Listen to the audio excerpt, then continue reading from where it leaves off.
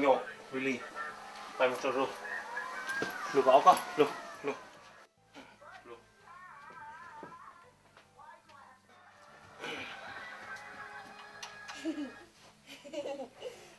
go sleep.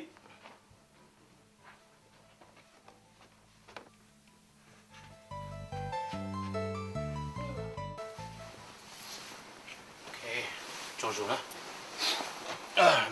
Mấy cho rồi của hai lần rồi mới nói, okay. Okay. Thao anh nu ô, mua ăn à gì, nhớ là hai rong, tụi thì lúc bé hú dê, mình bạn hai rong muốn tôn na.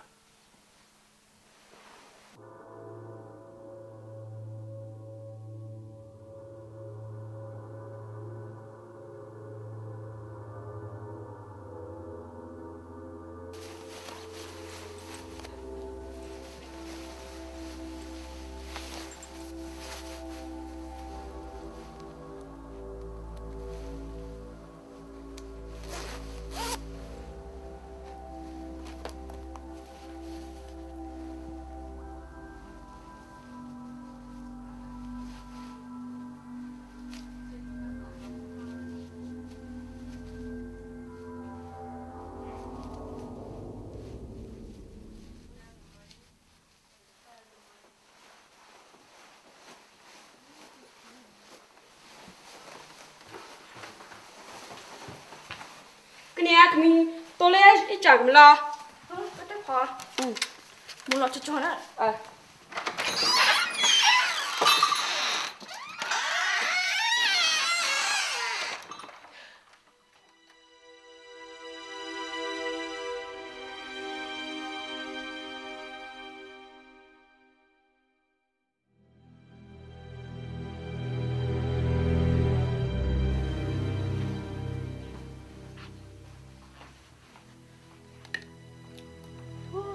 Tôi không nhớ gì.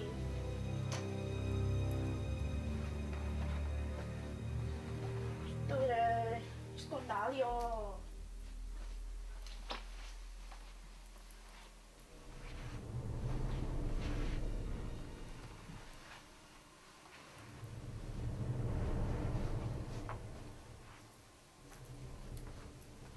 Chứ không xa thiệt.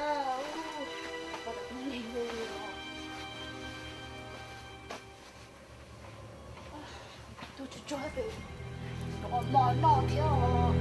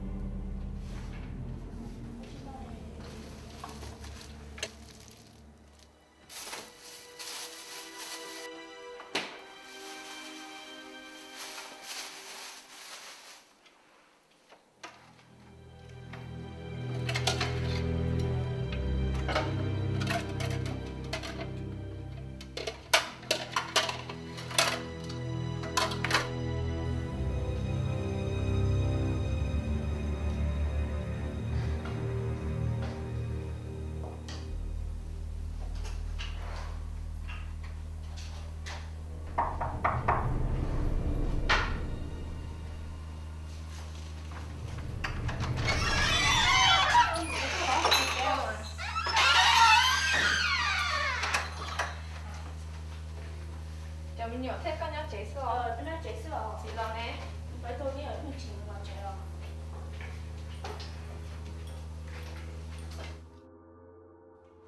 Kau nak sah? Warna sa.